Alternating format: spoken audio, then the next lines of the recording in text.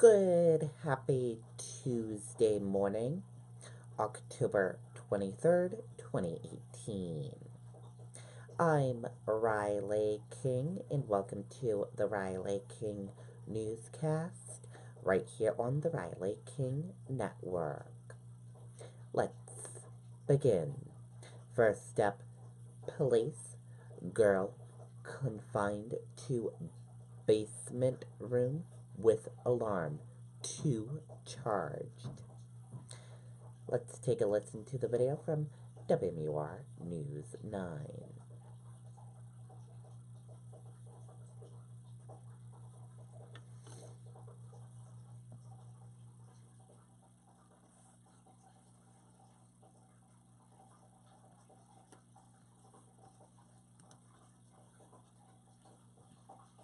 When it matters most, for more than a decade, he's been right there, everywhere. And when American jobs are on the line, he leads the charge. ABC's World News Tonight with David Muir is America's most watched newscast, and we thank you.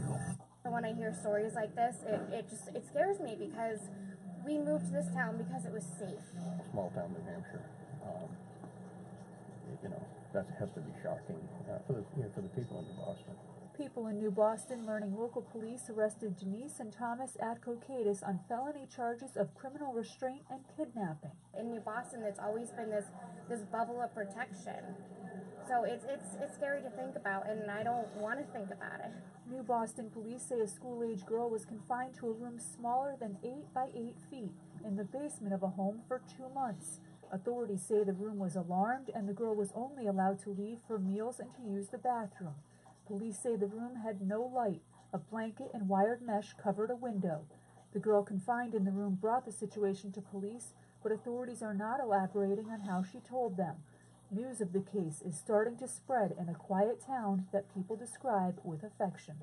It's crazy because it's a small town, and I've lived in this town for 2 years, and I've worked in this town for almost 10, and you don't hear anything bad in this town. Everybody knows everybody, everybody's friendly, and to hear something like that, that's pretty disturbing. When something like this happens, it feels like a stab in the town's heart. Now, police started investigating this case over a month ago. As for the couple, they've been released on personal recognizance bail. They are due in Hillsborough Superior Court on November 1st. In New Boston, Jessica Moran, WMUR News 9. Okay, and there you go on that video and that report.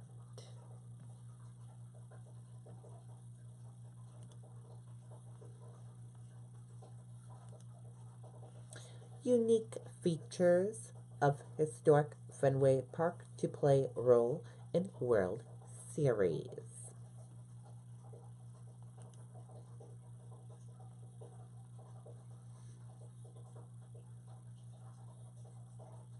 Let's take a look at the video from WCVB Boston.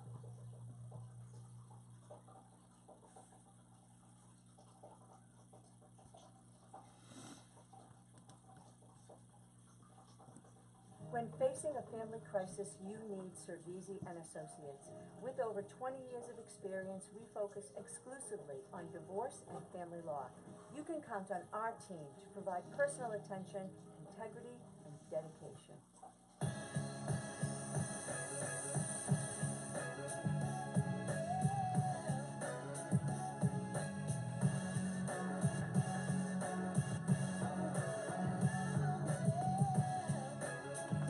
A lot of attention to detail. Couldn't be prouder of the crew. We really stress safety and playability, which is our #1 priority. And we do take a lot of pride in the aesthetics, but safety and playability is always the first thing. I am a woman-owned business, and I've been doing signs in this park for about 22 years. World Series, seen a lot of postseason, and we're getting ready for another win. Does it ever get old? It never gets old.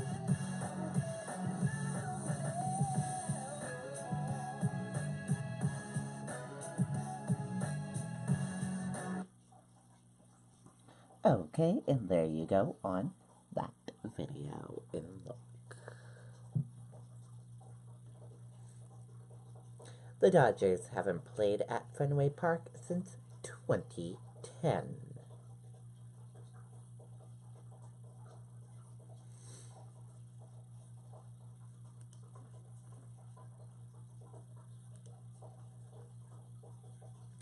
Man killed in Auburn logging accident.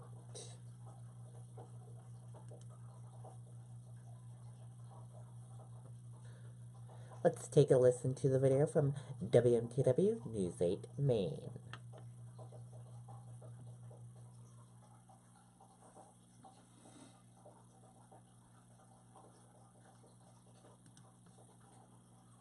The Landing at Cape Elizabeth, living your life meaningfully in the comfort of your home. Permanent and respite stays available with award-winning quality care. Ask us about a Maine Bridge to Home respite care in an assisted living setting. Call The Landing at Cape Elizabeth today. Know that Auburn police are investigating a fatal logging accident that happened on Grace Lawn Road. It happened around 2:20 this afternoon. Apparently, 57-year-old Thomas Staples of Oxford was near a logging truck when a log hit him. He was taken to the hospital and subsequently, died from his injuries. He was hit by that log that 42-year-old Ryan Kane was loading onto a truck, and Staples is apparently Kane's cousin, so therefore this does not qualify as an accident that OSHA would be investigating. However, the incident is under investigation by the Auburn Police Department. Again, 57-year-old Thomas Staples of Oxford died as a result of injuries that he received from a logging accident on Grace Lawn Road in Auburn. We're working on getting a crew to the scene. The second we know more information, we'll get it to you. Guys, back to you. Okay, and there you go on that video and that report.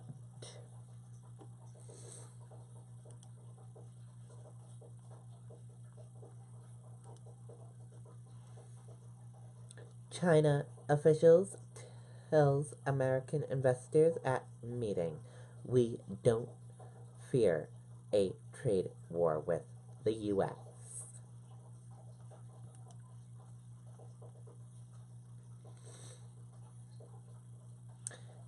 China government leaders have a message for American investors. They're not afraid of a trade war with the United States.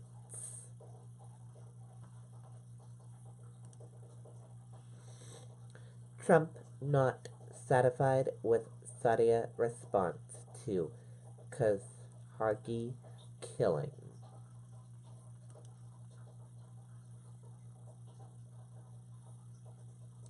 Let's take a listen to the video from ABC News.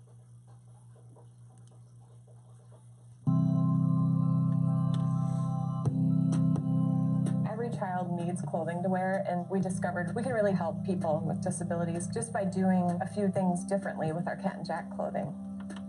The really great part about working on this type of product is meeting the families. I just hugged her. I just had to hug her and tell her how important this is. Thanks to the Cat and Jack adaptive line, Bentley just gets to be a kid for once. The latest on that assassination of the Washington Post columnist, the Saudis' ever-evolving story about what really happened to Jamal Khashoggi changing yet again, and President Trump's response has changed too. He now says there's been deception and lies after first calling the Saudis' version of events credible. Our senior foreign correspondent Ian Pannell is in Turkey with the very latest. Good morning, Ian. Good morning, Cecilia. That's right. All eyes still on the consulate behind me. We've now had the Saudi version of events of how Jamal Khashoggi was apparently killed.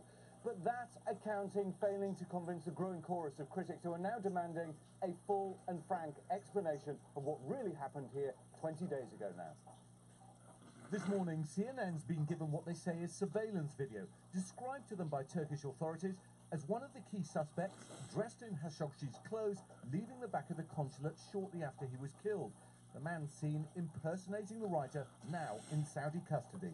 A Saudi official telling ABC News his body was handed over to someone local, quote, for disposal, but claiming they don't know who that was or where the body is. This comes as new surveillance images are released showing the last moments before his death.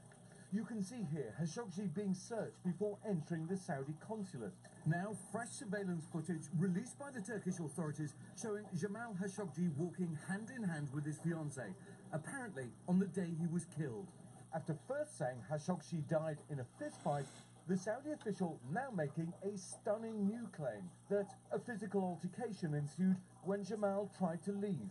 In order to prevent him from calling for help, one of the accused suspects placed him in a chokehold position.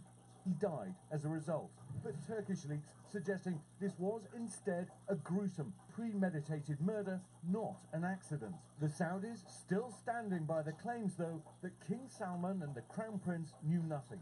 Overnight, releasing a statement saying they called Khashoggi's eldest son to express their condolences.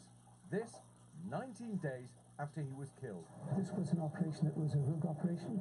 This was an operation where individuals ended up exceeding the authorities and responsibilities they had. The claim this was rogue first raised by President Trump 6 days ago. It sounded to me like maybe these could have been rogue killers. Who knows? But now the president taking a tougher stand, telling the Washington Post, obviously there's been deception and there's been lies. And senators continuing to question the Saudi version of events. In Saudi Arabia, you do not do something of this magnitude without having clearance from the top. Well, key question this morning, what is Turkey's next move? President Erdogan speaking tomorrow. Will he now produce real evidence to back up these claims of a gruesome murder? Will we hear the audio tapes? Many people looking at this. The Turks essentially questioning the Saudis' accounting, saying this wasn't an accident, this was premeditated murder. George? Okay, Ian, thanks very much. Okay, and there you go on that video and that report. And that does it for the Riley King Newscast right here on the Riley King Network. I hope you all have a great rest of your Tuesday, and I'll see you back here later on today for another newscast. Goodbye, everyone.